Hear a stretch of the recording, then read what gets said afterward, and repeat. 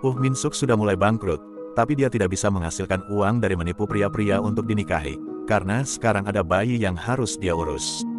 Oleh karena itu, Min Suk memutuskan untuk memangsa orang-orang terdekatnya, yaitu ibunya dan saudara lelakinya.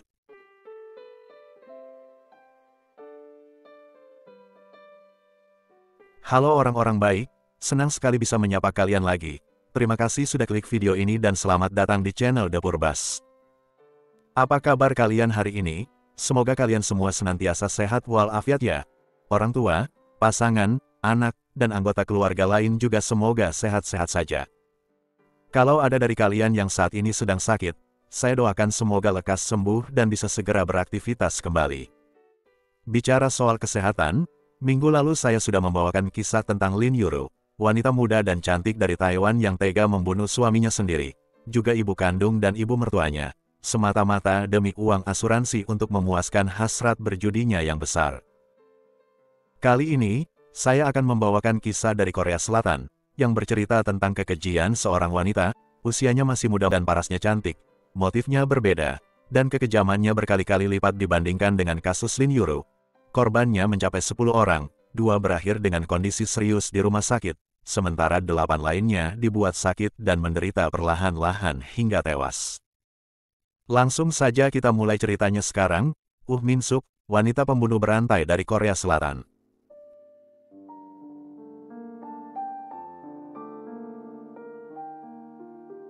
In Suk, lahir pada tahun 1976 di Provinsi Gangwon, Korea Selatan. Dia adalah anak perempuan satu-satunya dengan seorang kakak dan seorang adik laki-laki.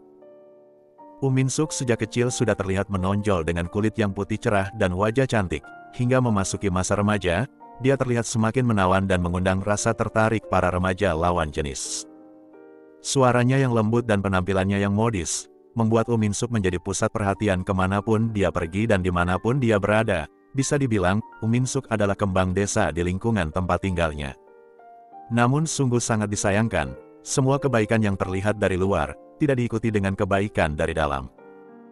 Di sekolah, Min Suk adalah murid yang nakal, sering bermasalah dan nilainya juga di bawah rata-rata, hingga suatu hari, Min Suk dikeluarkan dari SMA karena kedapatan mencuri uang milik teman sekelasnya. Min Suk lalu mengikuti sekolah penyetaraan dan berhasil mendapatkan ijazah setara SMA. Dia kemudian pergi ke kota Seoul dan bekerja di sebuah perusahaan asuransi. Pada tahun 1997, Min Suk yang berusia 21 tahun berkenalan dengan seorang pemuda bermarga Lee yang bekerja di perusahaan ekspedisi. Keduanya jatuh cinta pada pandangan pertama dan sepakat untuk menjalin hubungan asmara yang bergairah. Namun entah untuk alasan apa, orang tuanya tidak merestui hubungan mereka, tapi Min Suk tidak peduli dan malah memutuskan untuk hidup bersama kekasihnya. Di bulan Juli tahun 98, pasangan ini mendaftarkan pernikahan mereka ke catatan sipil. Walaupun mendapat tentangan dari keluarga, Min Suk tetap menikahi Babang Lee kekasihnya. Dia memutuskan hubungan keluarga dengan orang tua dan kedua saudaranya. Min Suk bahkan tidak pulang saat ayahnya meninggal dunia. Min Suk yakin dia bisa hidup bahagia bersama Babang Lee. Tapi ternyata, hidup berumah tangga tidaklah seindah yang dibayangkannya. Pada tahun 99, Min Suk melahirkan seorang putri. Dengan tambahan anggota keluarga, hidup yang sudah pas-pasan jadi makin kekurangan. Min Suk sudah keluar dari pekerjaannya sejak menikah. Keluarga kecil ini hanya mengandalkan gaji dari pekerjaan si kepala keluarga di perusahaan ekspedisi. Ibu satu anak ini sudah tidak bisa lagi makan enak, membeli pakaian, tas dan sepatu baru. Hidup seperti ini bukanlah hidup yang Min Suk inginkan. Hingga lama-kelamaan, rumah tangga mereka jadi sering diwarnai pertengkaran karena masalah uang.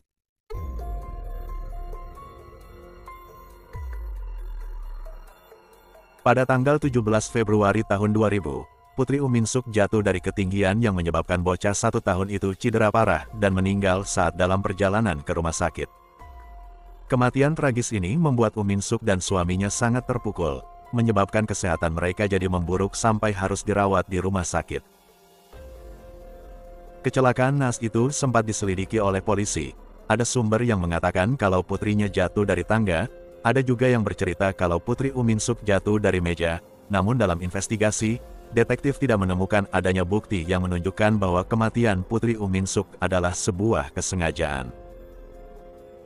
Sebagai mantan agen asuransi, Min Suk sudah mengasuransikan sang suami dan putrinya, jadi dia menerima pembayaran asuransi dari kejadian tragis tersebut. Saat menerima uang dalam jumlah besar itu, Min Suk pun tersadar betapa mudahnya menghasilkan uang dalam jumlah besar tanpa harus bekerja atau meninggalkan rumah. Kematian putri Min Suk menjadi sumbu awal yang akan diikuti oleh serentetan kematian lain di sekitar hidupnya di tahun-tahun berikutnya.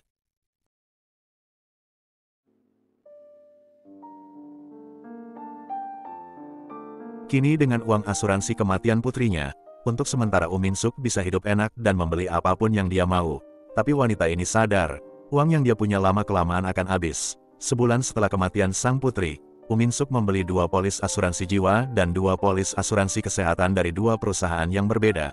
Semua asuransi itu atas nama suaminya, dan penerima manfaat tentunya adalah sang istri, Min Suk. Dia sendiri juga sering bolak-balik ke rumah sakit untuk menjalani terapi kesehatan mental untuk depresinya pasca kematian sang putri. Dari dokter yang merawatnya, Min Suk menerima resep obat-obatan antidepresan, yang ternyata tidak dia gunakan sendiri, melainkan secara diam-diam dia jejalkan ke makanan dan minuman suaminya. Babang Li pernah memergoki Min Suk saat sedang memasukkan semacam bubuk ke makanan dan minumannya, tapi Min Suk berdalih bahwa itu adalah vitamin agar Babang Li tidak gampang sakit. Perbuatan jahat Min Suk juga sejalan dengan kebiasaan baru suaminya, yang sering minum alkohol sejak kematian anak mereka, hingga sedikit demi sedikit, kesehatan Babang Li pun menurun secara bertahap. Malam hari di tanggal 1 April tahun 2000, Babang Li merasa pusing berat setelah meminum suplemen kesehatan yang diberikan istrinya. Saat berjalan hendak menuruni tangga, Min Suk mendorong suaminya hingga jatuh terguling-guling ke lantai bawah dan tak sadarkan diri. Tapi untunglah, Babang Li tidak mengalami cedera parah, hanya gegar otak ringan, yang membuat Min Suk jadi kecewa. 27 hari kemudian, pria 27 tahun itu mengalami kejadian yang serupa lagi. Tapi malang baginya, kali ini Babang Li mengalami patah kaki dan harus dirawat selama beberapa minggu. Babang Li sama sekali tidak curiga terhadap istrinya, yang mana Min Suk berhasil meyakinkannya, bahwa kondisi kesehatannya sendiri yang menyebabkannya oleng hingga terjatuh di tangga. Dari 2 insiden tersebut, Min Suk menerima kompensasi biaya rumah sakit dari 2 perusahaan asuransi sebesar 340.000 won, atau hanya sekitar 4 juta kalau dirupiahkan, yang mana hal itu tentunya sangat mengecewakan Min Suk. Berdasarkan pengalamannya bekerja di perusahaan asuransi, Min Suk mempelajari polis asuransi suaminya dan mencari poin-poin kecelakaan atau cacat tubuh bagian mana yang bisa menghasilkan kompensasi dalam jumlah besar. Pada pertengahan bulan Mei tahun 2000, hanya beberapa hari setelah Babang Li keluar dari rumah sakit, Min Suk membius suaminya, lalu menggunakan jarum suntik, dia merusak mata sebelah kanan Babang Li. Pria itu terbangun dari pingsannya, merasakan sakit di bagian mata sekaligus mendapati mata sebelah kanannya tidak bisa melihat apa-apa. Dokter yang memeriksa kondisi itu tidak dapat menjelaskan penyebab kebutaan suami Min Suk, kemungkinan adalah efek dari benturan 2 kali insiden jatuh dari tangga. Namun dalam kegetirannya, Babang Li sempat bercanda dan berkata, untunglah cuma sebelah matanya yang buta, mata kiri masih bisa melihat. Min Suk tersenyum kecil menanggapi gurauan sang suami, sambil dalam hati, dia menghitung kira-kira berapa banyak uang kompensasi yang akan dia terima dari perusahaan asuransi. Kejadian buruk terus menimpa suami Min Suk. Suatu hari, dia dilarikan ke rumah sakit lagi karena mengalami luka bakar serius akibat minyak panas. Menurut Min Suk, saat itu dia sedang masak di dapur, tidak sadar suaminya mendekat. Di saat yang sama, Min Suk mengaku pusing dan terjatuh. Tangannya menyentuh gagang kuali yang berada di atas kompor hingga minyak panas pun terlempar ke wajah suaminya. Babang Li percaya dengan cerita istrinya. Dia merasa kalau semua kejadian itu bagaikan karma buruk yang menimpa dirinya. Padahal, Min Suk telah merencanakan semua kecelakaan itu. Dia tahu bahwa kebutaan dan luka bakar akan mendapat kompensasi dengan jumlah besar dari perusahaan asuransi. Dalam waktu 2 bulan, suami Min Suk bolak-balik dilarikan ke rumah sakit akibat kecelakaan ini dan insiden itu. Mungkin kita akan bertanya-tanya, bagaimana bisa tak satupun orang yang mencurigai wanita ini? Okelah kalau suaminya memang bodoh, lalu bagaimana dengan keluarga dan orang-orang di sekitar mereka? Lalu bagaimana dengan perusahaan asuransi? Tidakkah mereka curiga dengan semua klaim asuransi yang diajukan Min Suk? Terlebih, rentetan kecelakaan suaminya dimulai hanya berselang 2 bulan sejak kematian putri mereka dulu. Penjelasan untuk situasi tersebut adalah sebagai berikut. Sejak Min Suk membeli 4 polis asuransi untuk suaminya, setiap hari dia membubuhkan obat-obat antidepresan ke makanan dan minuman suaminya. Sesekali mereka minum alkohol bersama untuk mengenang sang putri. Keluarga dan teman-teman Babang Li juga tahu bagaimana sedihnya pria itu atas kematian putrinya dulu. Lama-kelamaan, mereka mulai percaya kalau Babang Li sudah kecanduan alkohol dan menderita gangguan mental. Min Suk juga memiliki bakat alami yang luar biasa dalam hal bersandiwara. Di depan orang-orang, dia menunjukkan ekspresi wajah yang sedih dan kelelahan, mendampingi suaminya yang bolak-balik dirawat di rumah sakit, dan bermodal suara lembutnya, dia berkata bahwa apapun yang terjadi, dia akan terus mendampingi suaminya, dalam kaya dan miskin, dalam sehat maupun sakit. Jadi di mata orang-orang, Min Suk adalah wanita luar biasa, istri yang sabar dan sangat berbakti pada suami. Selanjutnya mengenai 2 perusahaan asuransi yang membayar klaim dari Min Suk. Saat itu, belum ada pusat data khusus yang bisa diakses antar perusahaan asuransi, jadi mereka tidak tahu kalau Min Suk melakukan double claim. Selain itu, di tahun 2000-an, istilah kejahatan penipuan asuransi masih belum familiar dan sangat jarang terjadi. Itulah mengapa Min Suk berhasil mendapatkan kepercayaan semua orang, terus mengisolasi suaminya supaya bisa menjadi pohon uang untuk dirinya. Min Suk dengan leluasa berbuat sesuka hati kepada sang suami. Selama 1 tahun lebih dia menciptakan kecelakaan demi kecelakaan terhadap suaminya dan selalu menerima uang kompensasi. Saat sedang tidak berada di rumah sakit, Min Suk membelanjakan uang asuransi suaminya untuk membeli barang-barang yang dia inginkan, mendatangi spa dan klinik kecantikan, bahkan berpesta di klub malam. Min Suk makin rakus dan serakah. Dia tidak puas kalau hanya menerima uang 1 juta atau 2 juta won. Pada tanggal 9 September tahun 2001, Min Suk meningkatkan skala kekejiannya dan menusuk perut Babang Li, mengklaim bahwa suaminya mengalami mental breakdown hingga mencelakai dirinya sendiri. Kali ini, Min Suk mendapatkan uang yang jauh lebih banyak dari klaim-klaim sebelumnya. Min Suk bahagia, dan mengulangi insiden itu lagi 5 bulan kemudian, perut Babang Li yang belum sembuh total menerima luka yang jauh lebih parah. Tapi Min Suk tidak berniat untuk berhenti. Dalam jangka waktu 2 bulan berikutnya, dia membuat skenario yang sama, seolah-olah suaminya sudah tidak waras dan membahayakan dirinya sendiri. Namun malang bagi pria itu, di kejadian penikaman yang keempat, Babang Li tidak mampu bertahan, organ vital tubuhnya terluka parah. Pada tanggal 25 Maret tahun 2002, pria ini pun meninggal dunia.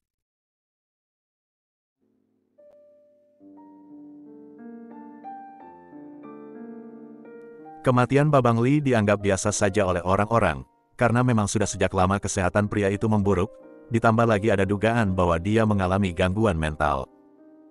Dalam investigasi di kemudian hari, terungkap bahwa sejak pertama kali suaminya dirawat di rumah sakit karena jatuh dari tangga hingga pria itu meninggal, Min Suk tercatat melakukan 58 kali klaim asuransi dengan total pembayaran sebesar 280 juta won.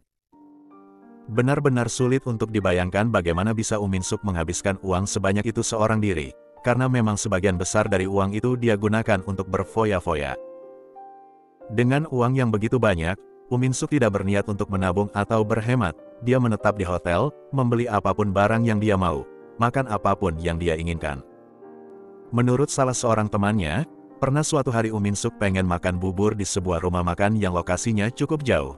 Dia menghabiskan uang 100.000 won untuk membayar taksi, pergi ke sebuah rumah makan kecil dan membeli bubur yang harganya cuma 6.000 won. Hidup Min Suk benar-benar mewah, tapi sepenuhnya sadar bahwa dengan kematian suaminya, dia sudah tidak memiliki sumber penghasilan rutin. Uangnya yang miliaran itu pada akhirnya juga akan habis, jadi Min Suk harus segera menemukan calon korban baru. Tapi menurut saya, alasan Min Suk cepat-cepat mencari korban baru, bukan semata-mata karena alasan finansial, melainkan karena panggilan jiwa psikopatnya, yang haus akan aksi-aksi gila, yang baru akan puas ketika melihat korbannya menderita. Pada pertengahan bulan Mei tahun 2002, sekitar 2 bulan menjanda, Min Suk bertemu seorang pria muda di sebuah klub malam di kota Seoul. Dia adalah Babang Lim, gogo dancer berusia 25 tahun, tinggi atletis, dengan postur 184 cm dan berat 90 kg. Sejak pandangan pertama, Min Suk sudah memasang jaring-jaring jebakan bagi pria tersebut, di mana dia mengaku sebagai lajang yang bekerja sebagai guru TK. Min Suk juga menggambarkan dirinya sebagai lulusan Universitas Seoul. putri orang kaya yang tak lama lagi akan mewarisi harta puluhan miliar won dari ibunya. Dihadapkan dengan wanita muda cantik dan kaya, Babang Lim yang pada dasarnya mata duitan, merasa kalau dia sudah menemukan tangkapan yang super besar. Terlebih lagi, Min Suk tidak sungkan-sungkan memberikan kemewahan baginya, membelikan sebuah mobil, dan memberi hadiah ini itu untuk ibu serta adik-adik Babang Lim. Alhasil, keluarga Lim merestui hubungan mereka. Tak membuang-buang waktu, mereka mulai hidup bersama. Min Suk sadar kalau Babang Lim mempunyai polis asuransi, tapi tentunya bukan Min Suk yang menjadi penerima manfaat. Oleh karena itu, Min Suk segera mengajak Babang Lim untuk mendaftarkan pernikahan mereka di catatan sipil. Setelah semuanya resmi dan polis asuransi Babang Lim diubah, Min Suk pun beraksi. Setelah puas merasakan nikmatnya tubuh Babang Lim selama 6 bulan, Min Suk mulai menjadikan tubuh pria itu layaknya tambang emas. Menggunakan metode yang kurang lebih sama seperti suami pertamanya dulu, pada pertengahan bulan November tahun 2002, Min Suk membius suami keduanya ini, menggelindingkan pria itu di tangga dan membuat kesan seolah-olah itu adalah sebuah kecelakaan. Selanjutnya, saat Babang Lim masih pingsan, Min Suk melukai sebelah mata pria itu. Semua yang menimpa Babang Lim, sama persis terjadi juga pada Babang Lim, termasuk insiden luka bakar dan mental breakdown di mana Babang Lim diduga telah mencelakai dirinya sendiri menggunakan pisau. Di samping ranjang rumah sakit, Min Suk menerima decak kagum dari orang-orang di sekitarnya. Seorang putri keluarga kaya, begitu setia mendampingi dan merawat suami, sekaligus mengcover semua biaya pengobatan Babang Lim. Sama seperti suami pertamanya, Min Suk juga memiliki banyak polis asuransi baru atas nama suami keduanya ini. Jadi uang asuransi dari satu polis benar-benar dia gunakan untuk biaya rumah sakit, sementara uang manfaat asuransi lainnya masuk ke kantong Min Suk. Selama 3 bulan lebih Babang Lim bolak-balik masuk rumah sakit, hingga akhirnya pada tanggal 12 Februari tahun 2003, pria ini pun meninggal dunia, akibat akumulasi dari begitu banyak luka dan cedera. Dengan kematian suaminya, Min Suk menerima manfaat asuransi sebesar 40 juta won, atau sekitar 450 juta kalau dirupiahkan. Memang nominalnya tidak sebesar uang yang dia hasilkan dari suami pertama, tapi Min Suk mendapatkan uang itu hanya dalam beberapa bulan saja.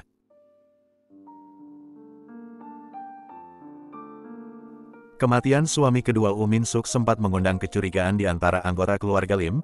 Bagaimana tidak, pria itu masih sangat muda dan super fit. Sebelum bertemu Min Suk, Babang Lim tidak pernah sakit parah hingga harus dirawat di rumah sakit, tapi hanya dalam waktu beberapa bulan saja, pria ini mengalami begitu banyak kecelakaan, semua otot dan daging di tubuhnya habis sampai benar-benar kurus hingga akhirnya meninggal. Ibu dan saudara Babang Lim meminta agar pemakaman ditunda dan dilakukan otopsi terlebih dahulu, untuk mengetahui penyebab sebenarnya kematian suami Min Suk ini. Tapi di hadapan jasad suaminya, Min Suk menangis dan berkata bahwa kini, dia harus melahirkan dan membesarkan buah hati mereka seorang diri. Tanpa diduga-duga, Min Suk mengungkap bahwa dia sedang hamil 3 bulan, janin dari Babang Lim. Mengetahui hal tersebut, keluarga mertuanya jadi iba dan mengurungkan niat untuk melakukan otopsi. Lim, suami kedua Min Suk pun dimakamkan, dan tak lama setelah itu, Min Suk menghilang bersama bayi di kandungannya. Beberapa bulan kemudian, Min Suk melahirkan seorang putra secara prematur, yang membutuhkan biaya perawatan yang mahal. Dengan gaya hidupnya yang selalu berfoya-foya, dan sekarang dia ada tanggungan biaya rumah sakit yang besar, Min Suk dengan segera mulai kehabisan uang. Uang asuransi dari kedua suaminya sudah tak banyak lagi. Min Suk harus segera menemukan calon mangsa baru, tapi dengan seorang bayi di dekapannya, akan sangat sulit memancing seorang laki-laki untuk masuk ke dalam perangkapnya. Alhasil, Min Suk memutuskan untuk mencari target yang gampang, orang-orang yang dengan sangat mudah bisa dia bohongi, dan naasnya, yang dia pilih untuk korban selanjutnya, justru adalah ibu dan saudara kandungnya sendiri. Min Suk membawa putranya pulang ke Gangwon-do, kampung halaman yang sudah 5 tahun lebih dia tinggalkan, bahkan dia pernah bersumpah tidak akan menginjakkan kaki ke kota kecil itu lagi. Kini, dengan berlinangan air mata, Min Suk mohon ampun dan minta maaf kepada ibunya, mengadukan kemalangan hidupnya yang selalu ditinggal mati oleh orang-orang yang dia cintai. Mungkin itu adalah karma, karena dulu Min Suk meninggalkan orang-orang yang mencintainya demi seorang pria. Ibu dan 2 saudara Min Suk tersentuh dengan permohonan maaf penuh penyesalan itu. Tali kasih di antara mereka pun terjalin kembali. Tapi ketiga orang ini tidak tahu bahwa semua itu sandiwara belaka, hanya langkah pertama dari rencana Min Suk untuk terus menghasilkan uang dalam jumlah besar.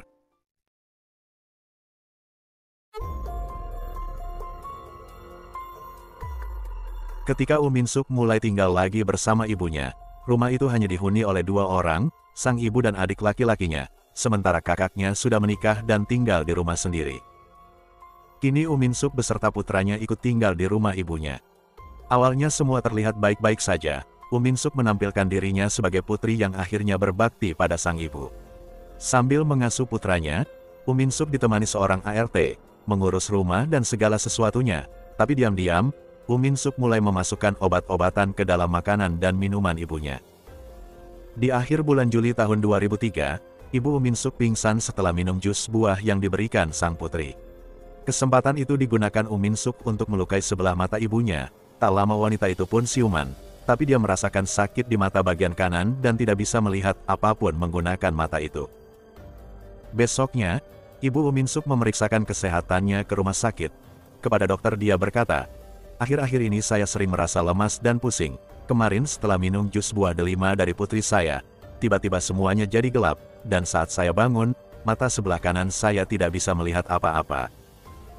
Dokter yang memeriksa mata ibu Min Suk berkata bahwa mata sebelah kanan wanita itu mungkin mengalami luka akibat benda asing, tapi sayangnya, tidak ada tindakan lebih lanjut yang diambil untuk mengetahui benda asing apa yang membuat sebelah mata si ibu terluka. Min Suk dengan kemampuan aktingnya, merawat sang ibu siang dan malam, menampilkan citra bahwa dia adalah putri yang berbakti. Pada akhir tahun 2003, Min Suk mengajak adiknya untuk minum-minum di rumah, meluangkan waktu untuk membayar momen-momen yang sempat hilang beberapa tahun lalu.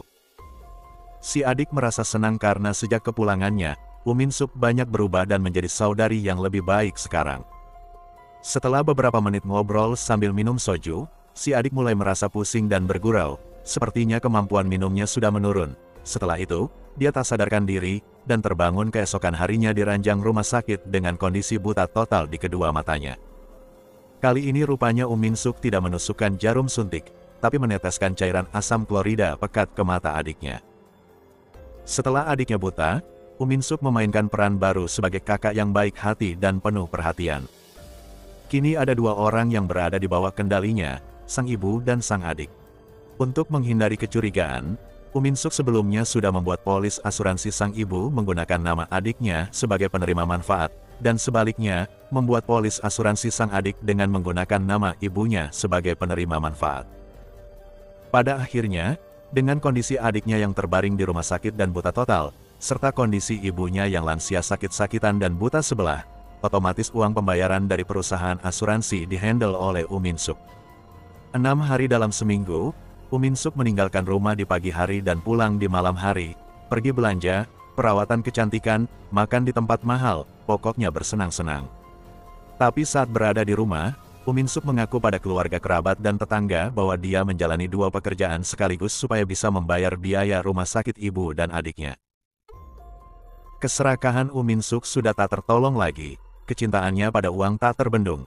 Min Suk berusaha membujuk ibu dan adiknya untuk pindah ke Seoul, berkata bahwa dia ada rumah di sana dan perawatan kesehatan di Seoul lebih baik daripada di Gangwon. Rencana Min Suk, saat ibu dan adiknya sudah dia bawa ke Seoul, rumah ibunya akan dia jual. Tapi ternyata sang ibu menolak untuk pindah. Seumur hidup dia tinggal di Gangwon dan berkata bahwa dia ingin menutup mata di tanah kelahirannya. Tak ayal Min Suk pun geram dan memenuhi permintaan sang ibu. Malam hari di tanggal 9 Januari tahun 2005, Min Suk membakar rumah, di mana sang ibu yang tua terbaring tak berdaya, dan adiknya yang buta tidak bisa menyelamatkan diri. Dua orang itu pun tewas dalam insiden kebakaran, sementara Min Suk dan putranya seolah-olah berhasil menyelamatkan diri di menit-menit terakhir.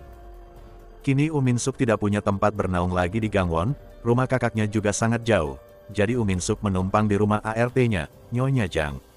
Wanita ini sejatinya enggan menerima Min Suk, karena rumahnya sangat kecil hanya memiliki 2 kamar, satu untuk anaknya dan satu lagi ditempati Nyonya Jang dan suami. Kalau Min Suk dan putranya tinggal di sana, berarti anak Nyonya Jang akan pindah ke kamarnya dan suami. Tapi Min Suk benar-benar memohon, berlutut dan menangis, berkata bahwa dia hanya akan menumpang selama sebulan sambil mencari tempat tinggal baru. Berhubung Min Suk komit hanya 1 bulan dan merasa kasihan terhadap putra Min Suk yang masih balita, Nyonya Jang pun mengizinkan. Sebulan berlalu, Min Suk belum juga pindah, padahal dia sudah menerima uang asuransi kematian ibu dan adiknya sebesar 240 juta won.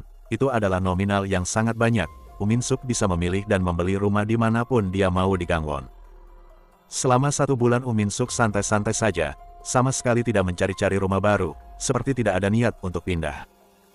Melihat sikap Min Suk yang seperti itu, Nyonya Jang kesal dan mengingatkan Min Suk tentang komitmennya dulu yang hanya akan tinggal di sana selama 1 bulan.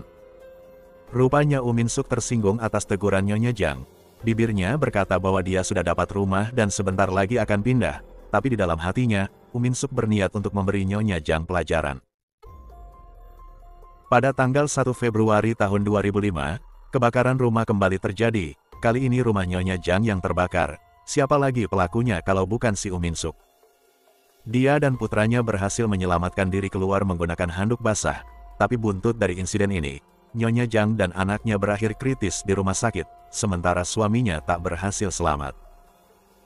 Min Suk merasa khawatir orang-orang akan curiga karena dia berada di 2 rumah yang terbakar dengan selisih waktu hanya 1 bulan. Dan Nyonya Jang mungkin juga akan mencurigainya saat kondisi wanita itu berangsur membaik. Min Suk harus berbuat sesuatu, tapi anehnya, dia malah membuat kebakaran baru lagi. Min Suk mendatangi kamar perawatan Nyonya Jang dan membakar rumah sakit. Untungnya pihak rumah sakit dan pemadam kebakaran bergerak cepat dan tak ada satupun pasien yang menjadi korban. Ini adalah kebakaran pertama yang dialami rumah sakit itu. Pihak manajemen menduga ada seseorang yang dengan sengaja menyebabkan kebakaran tersebut, jadi mereka menyerahkan kasus ini kepada pihak berwenang. Pemeriksaan terhadap CCTV rumah sakit mengungkap bahwa Min Suk adalah pelaku di balik insiden kebakaran. Wanita 29 tahun ini pun ditangkap dan dibawa ke kantor polisi untuk menjalani interogasi. Di ruang interogasi, Min Suk memakai makeup dan mengenakan pakaian terbaiknya, tampak cemas dan melakukan gerakan-gerakan aneh. Setiap kali ditanya mengapa dia membakar rumah sakit, Min Suk pura-pura pingsan. Setelah beberapa kali pingsan, polisi membawa Min Suk ke rumah sakit, tapi dokter yang memeriksanya berkata bahwa wanita ini tidak ada masalah kesehatan apapun. Merasa kalau dia sudah tidak bisa menggunakan trik pingsan lagi, Min Suk mulai menangis dan mengaku bahwa dia sangat terpukul atas kematian putrinya beberapa tahun yang lalu, sehingga dia mulai mengkonsumsi obat-obatan antidepresan untuk masalah mentalnya. Min Suk berkata bahwa dia bisa melihat putrinya dalam kebakaran itu. Di saat yang sama, Min Suk juga merasa khawatir akan kondisi putranya di rumah yang sedang sakit. Jadi menggunakan dalih tersebut, Min Suk minta supaya dia dibebaskan dengan jaminan. Luar biasa, air mata dan sandiwara Min Suk ternyata berhasil mengelabuhi polisi. Dia dibebaskan dan kasus itu untuk sementara ditangguhkan. Polisi memberi catatan bahwa kasus kebakaran yang disebabkan Min Suk adalah akibat dari gangguan mental yang dialami seorang wanita yang berduka atas kematian putrinya.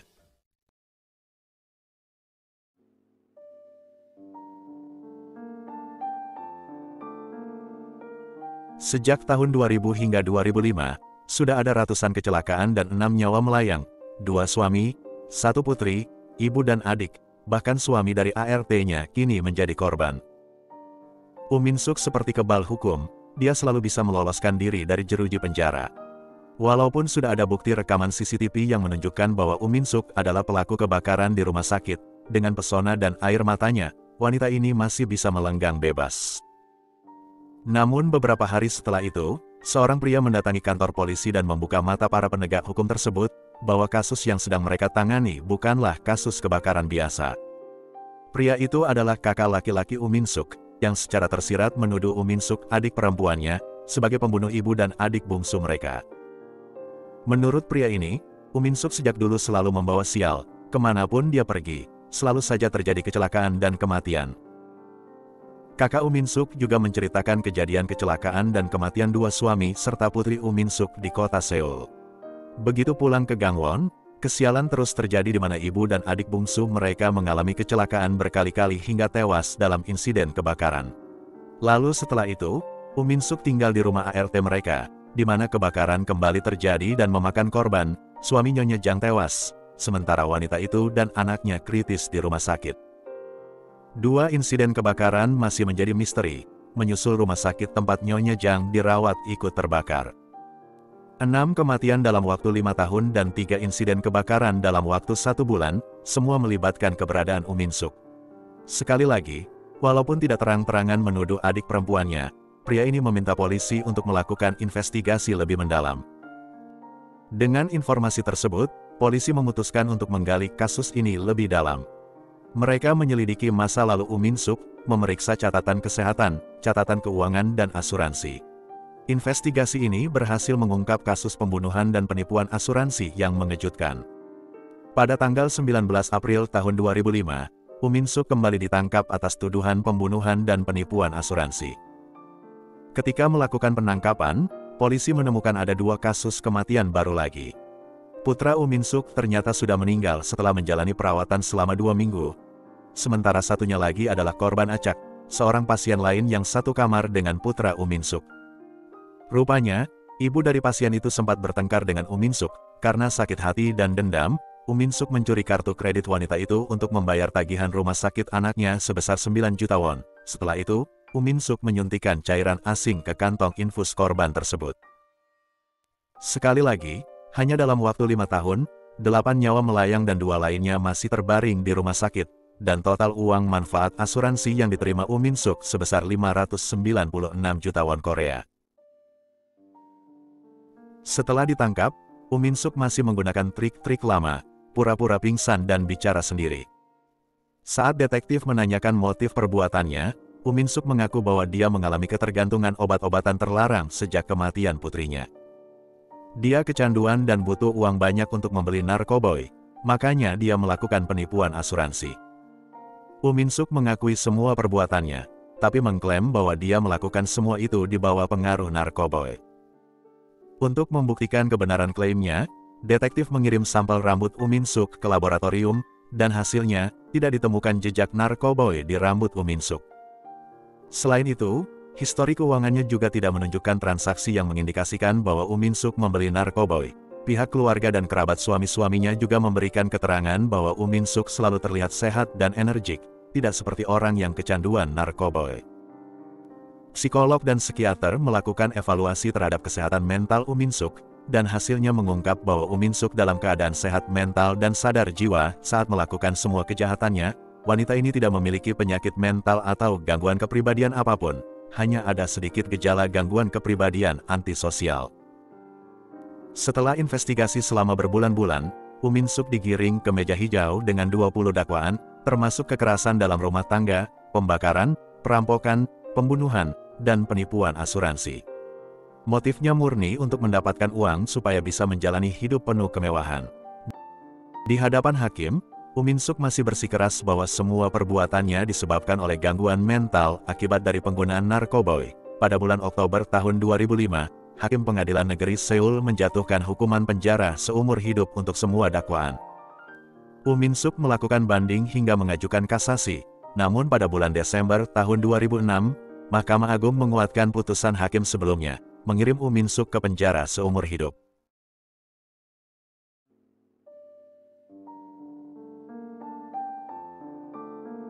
Sudah biasa kalau kasus-kasus seperti ini tidak dipublikasikan secara luas oleh aparat dan pemerintah Korea Selatan, jadi tidak banyak publikasi foto dan berita yang bisa ditemukan.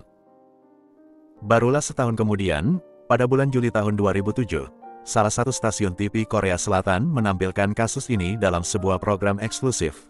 Publik Korea Selatan baru tahu tentang kasus tersebut, dan yang membuat mereka benar-benar tidak menyangka, Min Suk sang pelaku, adalah wanita muda yang berparas lembut keibuan. Jadi kesimpulannya, iblis bisa saja bersembunyi di balik wajah yang cantik. Itulah tadi kisah nyata kasus kriminal kita hari ini. Secara khusus saya ingin mengucapkan terima kasih yang sebesar-besarnya. Berkat support kalian semua, channel YouTube The Purbas kini sudah di-subscribe oleh 50.000 orang-orang baik. Semoga kebaikan kalian berbalas kebaikan lagi dalam jumlah dan bentuk yang berkali-kali lipat. Dan semoga pencapaian ini senantiasa menjadi penyemangat bagi saya untuk menyajikan video-video baru kepada kalian di masa-masa mendatang. Sekali lagi terima kasih sudah menonton video ini hingga selesai. Jaga kesehatan selalu, dan sampai jumpa lagi di kisah nyata kasus kriminal berikutnya, dari channel The Purbas. Selamat ya bang, ngemeng-ngemeng, dedek dapat hadiah apa bang? Kok kau pula yang minta hadiah? Itu channel Hayati kan abang promoin terus. Coba kalau Hayati promo di tempat lain, sekali posting bayar berapa tuh? Ish abang ini, perhitungan banget sama janda Kismin.